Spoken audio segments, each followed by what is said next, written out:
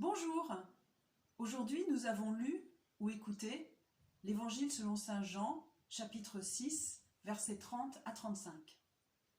C'est la suite du récit commencé vendredi dernier par la multiplication des pains et continué hier lundi. Jean raconte. Cela fait 2 jours que la foule suit Jésus, quitte à traverser le lac, dans un sens ou dans l'autre. Ils ont retrouvé Jésus dans la synagogue de Capharnaüm et le dialogue s'est engagé. Ils ont faim de sa parole, ils ont soif de son enseignement, ils se souviennent aussi du bon pique-nique dans l'herbe la veille. Mais la discussion est sérieuse. Un défi est lancé. Quel signe vas-tu accomplir, afin que nous soyons sûrs que tu es le prophète, celui qui doit venir ? Saint Jean n'utilise pas le mot miracle, et pourtant la foule en a déjà vu accompli par Jésus.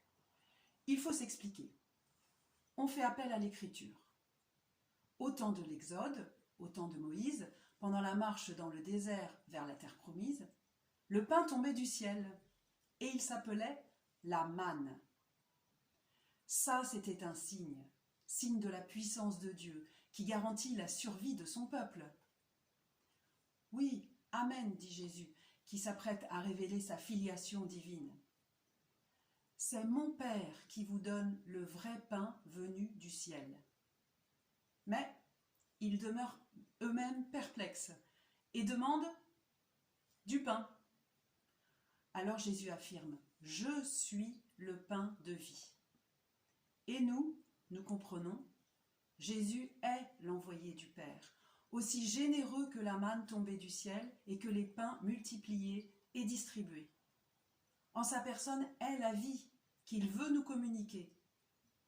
Merci Seigneur pour cette clé de lecture. Reprenons la question de la foule. Que nous faut-il faire ? Croire, accueillir chaque jour Jésus dans nos vies par sa parole et, comme le pain de vie, renvoie à l'Eucharistie qui est célébrée même pendant notre confinement, y penser et attendre. Il me plaît de finir par ce bénédicité, en écho à celui du commentaire d'évangile de vendredi dernier, et que l'on prie avec ferveur, seul ou réunis ensemble autour de la table. Dieu de la manne des Hébreux, Dieu du miracle de l'hostie, bénis ce repas en ce lieu, ainsi soit-il.